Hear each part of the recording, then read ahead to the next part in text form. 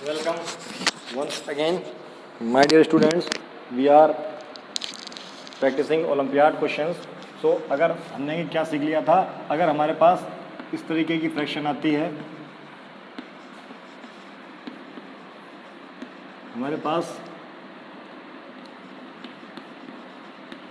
इस तरीके की फ्रैक्शन अगर हमारे पास आती है,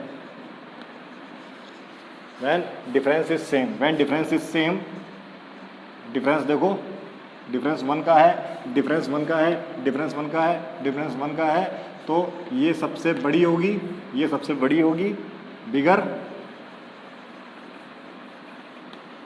और जो सबसे छोटा न्यूमरेटर है वो सबसे स्मॉलर होगी। ये हम सीख चुके थे, ये हम सीख चुके थे, ठीक है, ये हम सीख चुके थे। लेकिन अगर डिफरेंस अगर बराबर ना आए, अगर डिफरेंस बराबर ना आए, इसका लॉजिक हम लोग सीख चुके थे। मतलब क्या, मतलब ये हमारे पास दो फ्रैक्शन है, 7/8 और 4/9। तो तरीका तो आप यही करते हो ना, क्या करते हो, इसको आपको करना हो तो आप कैसे करोगे, इसको आपको करना हो तो आप इसका एलसीएम लोगे, तो एलसीएम 72 आएगा। एलसीएम क्या आएगा, एलसीएम आएगा इसका 72, एलसीएम 72 आएगा। तो इसकी जगह क्या लिख दोगे आप, 9 का मल्टीप्लाई करोगे, 72, ये 63 हो जाएगा भाई। ऊपर नीचे 9 का मल्टीप्लाई करोगे, ये हो जाएगा, या इसमें आप 8 का मल्टीप्लाई करोगे, 32/72। अब आप बोलोगे क्योंकि 63 बड़ा है किससे, 32 से, इसलिए ये फ्रैक्शन बड़ी हो जाती है। On the basis of this you can say this is greater than this. आप यही बोलने वाले हो, हैं, आप यही बोलने वाले हो। लेकिन अगर यहाँ पे चीज़ें किसी और तरीके से आ रही होती, क्या, अगर आपके पास दूसरा लॉजिक अगर आ जाए जिसमें आपको एलसीएम ना लेना पड़े, क्योंकि यहाँ तो वैल्यू हमारे पास अच्छी थी, हमने एलसीएम आसानी से ले लिया। कैसे, देखो, इनका डिफरेंस कितना है, 1, इनका डिफरेंस कितना है 1, और इनका डिफरेंस कितना है 5, इनका डिफरेंस कितना है 5, इनका डिफरेंस 5। तो डायरेक्टली अगर मैं 5 का मल्टीप्लाई यहाँ कर दूँ, डायरेक्टली यहाँ 5 का मल्टीप्लाई कर दूँ, 7 इंटू, और ये कितना हो जाएगा 40। इसकी रिक्वायरमेंट नहीं है, आप ऐसे ही करके देख लो। क्या मतलब, मैं लिख के बताना चाहता हूँ, क्या हो जाएगा, ये मेरा हो जाएगा 35/40। अब ये चीज़ें करने की जरूरत थोड़ी ना है, ये तो आपको कॉन्सेप्ट में या आपको क्वेश्चन सॉल्व करने में आसानी रहेगी। ये मैं ये नहीं बोल रहा हूँ आपको स्कूल एग्जाम में क्वेश्चन आए तो आप ये करने लगो, ओलंपियाड में आप कैसे कर पाओगे, तो इसके पीछे लॉजिक मैं आपको समझा चुका हूँ कि अब ये मेरे पास 35/40 है, किसकी जगह, इसकी जगह, और ये 4/9 तो ऐसे ही लिखा था, ये 4/9 तो ऐसे लिखा था। इनके बीच का डिफरेंस 5 है, जबकि यहाँ पे डिफरेंस 1 था, हमने 5 कर लिया। तो अब वही चीज़ आ गई हमारे पास, क्या आ गई, अगर मैं एक होल कंसीडर करता हूँ, इतना कंसीडर कर लिया, तो हमारे पास क्या बचा, जब इतना कंसीडर कर लिया तो हमारे पास क्या बचा, 5/40, 5/40। यहाँ पे क्या बचा, 5/9।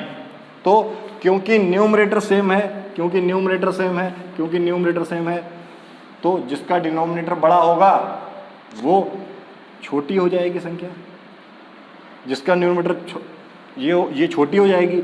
ये अगर छोटी हो गई तो ऑब्वियसली ये बड़ी होनी पड़ेगी, और ये बड़ी होनी पड़ेगी तो ये ऑब्वियसली बड़ी हो जाएगी। तो ये लॉजिक बिहाइंड है सॉल्व करने के लिए। ऐसा नहीं है कभी आप एलसीएम के चक्कर में जब ज़्यादा चीज़ें आएंगी तो आपको दिक्कत हो जाएगी। कैसे, देखो, इसको हम लगाते हैं जब हमको 4 फ्रैक्शन दे रखे हों, डिफरेंस 4 फ्रैक्शन दे रखे हों जिसके बीच में डिफरेंस बराबर ना हो, तो देखते हैं 5/7, दूसरा हमको दे रखा है 6/11, एक हमको दे रखा है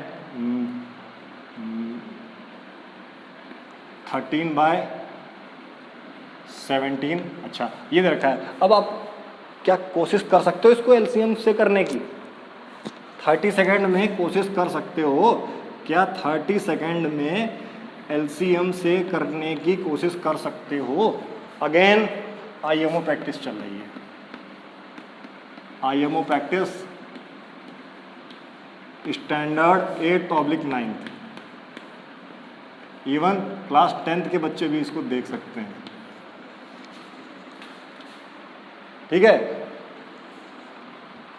तो क्या एक फ्रैक्शन और भी हो सकता है? तो हमने देखा हम सॉल्व कैसे करेंगे। देखो अब ये क्वेश्चन देखा, कोई भी मल्टीप्लिकेशन की जरूरत नहीं है, कुछ भी जरूरत नहीं है।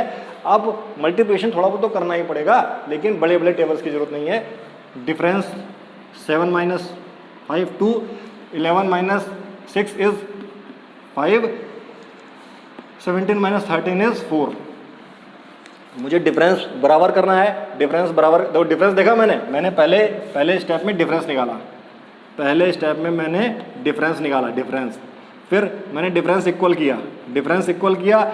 डिफरेंस इक्वल करने के लिए मैंने क्या कर दिया, देखो मुझे इक्वल करना है। अब मैं इसका एलसीएम ले रहा हूँ क्योंकि डिफरेंस तो कम आ रहा है। देखो एलसीएम मुझे यहाँ भी लेना था, एलसीएम मुझे यहाँ भी लेना पड़ेगा, लेकिन इसका एलसीएम लेना टफ है जबकि इसका एलसीएम लेना आसान है। तो मैथ्स आपको यही तो लॉजिकल रीजनिंग देती है कि आप कब क्या सोच पाओ, आप कब क्या सोच पाओ।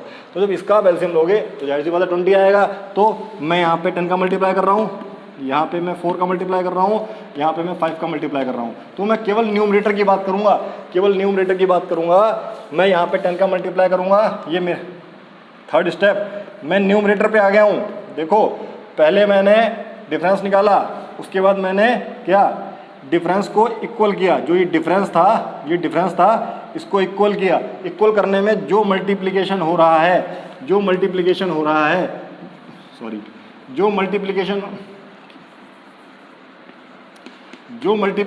रहा है उसको मैंने न्यूमरेटर में मल्टीप्लाई कर दिया। जो मल्टीप्लाई हो रहा है उसको न्यूमरेटर में मल्टीप्लाई कर दिया। तो 5 10 जा 50, ओके, 6 4 जा 24, 5 13 जा 65, ठीक है। ये हमारा क्या हो गया, डिफरेंस ये आ गया। अब मान के चलो क्या है डिफरेंस, क्या है हमारा डिफरेंस जो है वो बराबर होने, मतलब डिफरेंस हमारा बराबर हो गया है, डिफरेंस हमारा बराबर हो गया है। अब आप देखो अगर मैं सेम मल्टीप्लाई करूंगा तो ये क्या हो जाएगा 70, यहाँ पे मल्टीप्लाई करूंगा तो ये हो जाएगा 44, और यहाँ पे मल्टीप्लाई करूंगा तो ये हो जाएगा मेरा कितना 68। डिफरेंस 3 का कितना है, कुछ गड़बड़ कर दिया क्या हमने, 65 ये 85 आएगा, सॉरी 85 क्या आएगा 85। डिफरेंस अभी में 20 का आ रहा है, डिफरेंस अभी में 20 का आ रहा है, डिफरेंस अभी में 20 का आ रहा है, 20 का। तो ये वाला फ्रैक्शन सबसे बड़ा हो जाएगा, मतलब ये फ्रैक्शन सबसे लार्जर होगा, बिगर, ये फ्रैक्शन सबसे बिगर होगा, बिगर फ्रैक्शन। और जो सबसे छोटा आ रहा होगा 24 मतलब ये हो जाएगा हमारा स्मॉलर। अब आपको ये चीज़ें ध्यान रखनी है। अब आप देखो अगर आप मल्टीप्लाई करते 7 को उसमें मल्टीप्लाई करते फिर करते कितना टीडियस होने वाला था, इस क्वेश्चन को अगर मैं शॉर्ट फॉर्म में करूँगा तो कैसे करूँगा। देखो अब देखो अगर कॉन्सेप्ट हमारा क्लियर है तो हम इस क्वेश्चन को कैसे करने वाले हैं, हम डायरेक्ट डिफरेंस लिखेंगे 2 5 4। अब मुझे पता है मैं इसका एलसीएम 20 कर रहा हूँ तो मैंने यहाँ पे 10 का मल्टीप्लाई कर दिया। देखो मुझे यहाँ पता है ना मैं 10 का मल्टीप्लाई क्यों करूँगा, मुझे पता है मैंने यहाँ 10 का मल्टीप्लाई करूँगा, यहाँ 4 का मल्टीप्लाई करूँगा, यहाँ 5 का मल्टीप्लाई करूँगा। तो मैं डायरेक्ट यहीं पे देखूँगा, क्या डायरेक्ट मैं ऊपर कर दूँगा मल्टीप्लाई, डायरेक्ट ऊपर मल्टीप्लाई कर दूंगा। मुझे क्योंकि मैंने देख लिया है, मुझे टाइम सेव करना है, अब सबका डिफरेंस बराबर आ चुका है, क्योंकि मैं कर ही रहा हूँ, डिफरेंस बराबर आ चुका है। अब मैं केवल न्यूमरेटर चेक करूंगा, ये सबसे बड़ा हो गया, ये सबसे छोटा हो गया, क्योंकि न्यूमरेटर सबसे छोटा है, न्यूमरेटर सबसे बड़ा है। ठीक है, एक और क्वेश्चन करते हैं, लेट अस सी।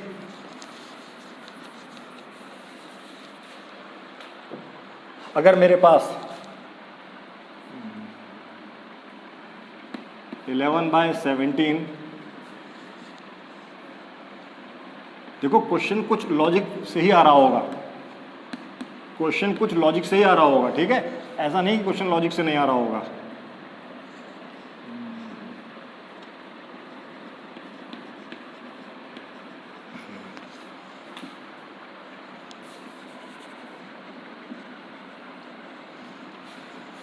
ये क्वेश्चन आ गया, आपको बताना है which is smallest which is largest, which is smallest which is largest, which is smallest which is largest. अब आप देखो क्या ये पॉसिबल है कि आप इसका एलसीएम ले लो, दैट सी बात है, हमको एलसीएम तो लेना ही पड़ेगा, एलसीएम तो लेना ही पड़ेगा।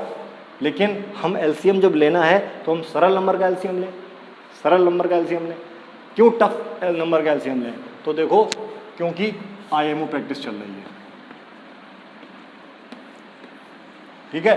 तो देखा हमने डिफरेंस क्या है, डिफरेंस अगर सेम होता तो कोई बात ही नहीं थी। तो डिफरेंस देखा 17 - 11 6, 25 - 12 13, 12, 49 - 31 18, ठीक है।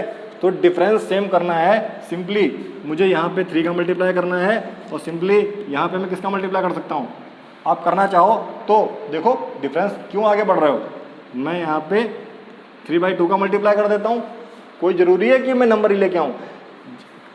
आईएमओ चल practice, again I am telling you, question को कैसे मोड़ना है ये हमको डिसाइड करना है। तो देखो अगर मैं यहाँ पे 3 का मल्टीप्लाई करूँगा, 3 का मल्टीप्लाई करूँगा, ये मेरे पास 33/51, अच्छा ये तो मेरे पास है ही सेम, अच्छा यहाँ पे मल्टीप्लाई कर रहा हूँ तो 39 और क्या 75। अब आप देखो मैंने केवल 3 का मल्टीप्लाई किया है, 3 का, भाई अगर क्या मतलब है, मैंने 3/2 लिखा तो ज़रूर है, मैंने 3/2 लिखा तो ज़रूर है, 3/2 लिखा तो ज़रूर है, दैट इज़ ओके। लेकिन ये वाला 2 तो ये वाला 2 तो कैंसिल आउट हो जाएगा, तो डरने की क्या ज़रूरत है, डरने की क्या ज़रूरत है। अब देखो डिफरेंस आप देख सकते हो, डिफरेंस कितना है 18, डिफरेंस यहाँ क्या ज़्यादा डिफरेंस हो गया, यहाँ पे क्या डिफरेंस ज़्यादा हो गया, लेट अस सी डिफरेंस यहाँ पे कितना हो गया 39 और 75, यहाँ पे डिफरेंस ज़्यादा हो गया। तो इसका मतलब मुझे 1.5 से ही मल्टीप्लाई करना पड़ेगा, मैं 2 को काट नहीं सकता, 2 को काट नहीं सकता, कोई बात नहीं, अगर 2 को काट नहीं सकता तो कोई बात नहीं, कोई बात नहीं। मैं यहाँ पे क्या लिखूँगा, यहाँ तो मेरा 18 आएगा ही आएगा भाई, यहाँ तो मेरा 18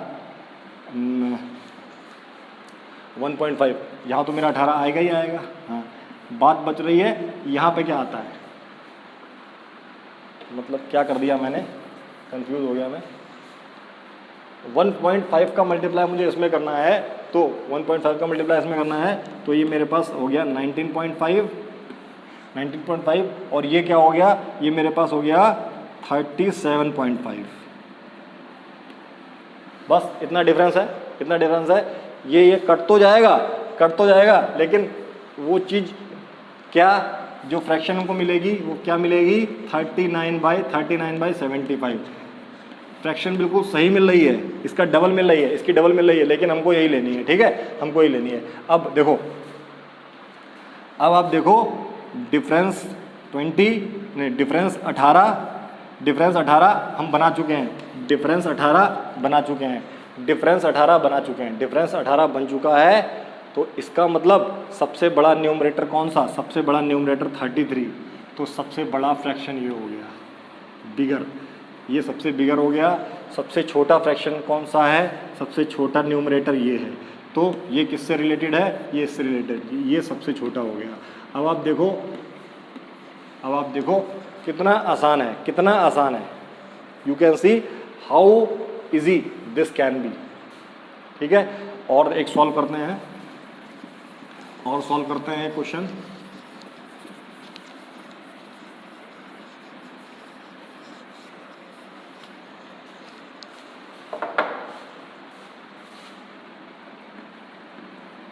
(17/32)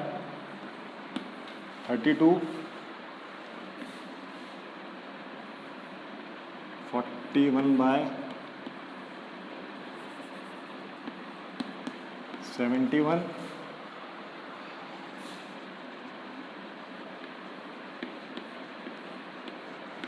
61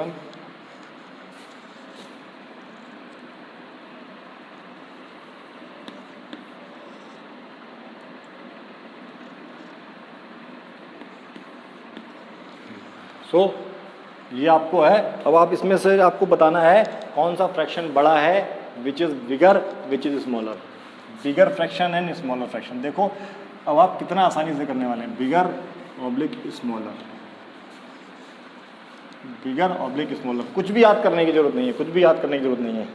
इसमें से आपको बताना है which is bigger which is smaller, which is bigger which is smaller. Time आपके पास, आप गिनती से करके देख लो, 30 सेकेंड लगेंगे। 30 सेकेंड नहीं तो ये क्वेश्चन थोड़ा ज़्यादा बड़ा है तो आप मान के चलो 45 सेकेंड्स। अभी मैं शुरू करूँगा तो आप देखना, यू कैन सी। तो देखो अब मैं शुरू करता हूँ। ये क्वेश्चन देखा, ये क्वेश्चन देखा, आप घड़ी टाइमर लगा के सेट कर सकते हो। आप भी ऐसे क्वेश्चन 30 सेकंड में करने लगोगे, 30 सेकंड्स या 1 मिनट।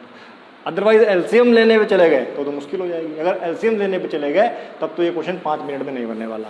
तो देखो डिफरेंस सेकंड्स, यहाँ पे डिफरेंस कितना आ रहा है 15, यहाँ पे डिफरेंस कितना आ रहा है 20, यहाँ पे डिफरेंस कितना आ रहा है 10, यहाँ पे डिफरेंस कितना आ रहा है 20। सो वी नो कि ये इसका सबका एलसीएम तो कितना, सॉरी 30। यहाँ पे सबका एलसीएम अगर 60 आ रहा है तो मुझे 60 बनाना पड़ेगा। तो 60 बनाने के लिए मुझे यहाँ पे 4 का मल्टीप्लाई करना है, यहाँ पे 2 का मल्टीप्लाई करना है, यहाँ पे 6 का मल्टीप्लाई करना है, यहाँ पे 3 का मल्टीप्लाई करना है।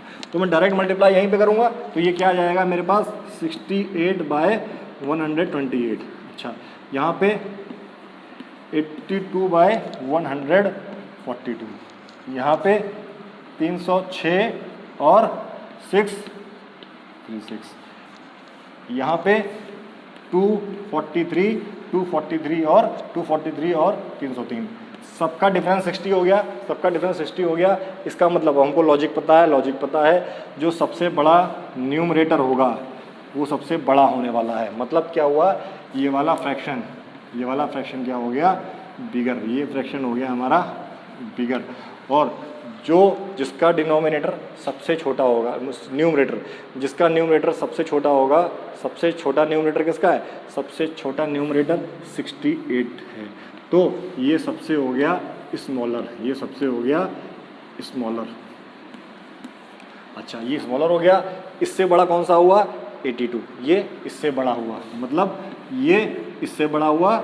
लेकिन तो अगर मैं इसको अरेंज करना चाहूँ, अगर मैं इसको अरेंज करना चाहूँ क्योंकि अरेंज का भी क्वेश्चन आता है, अगर मैं इसको अरेंज करना चाहूँ तो सबसे बड़ा तो क्या हो गया मेरे पास, सबसे बड़ा हो गया 51/61। उससे छोटा ये वाला फ्रैक्शन है क्योंकि न्यूमरेटर से आप अंदाज़ा लगा सकते हो। उससे बड़ा हो गया मेरे पास 41/71 और सबसे छोटा हो गया 17/32। तो डिफरेंस सेम करके भी हम क्वेश्चंस लगा सकते हैं, डिफरेंस सेम करके भी क्वेश्चंस हम लोग लगा सकते हैं। और ये आपका टाइम सेव करेगा।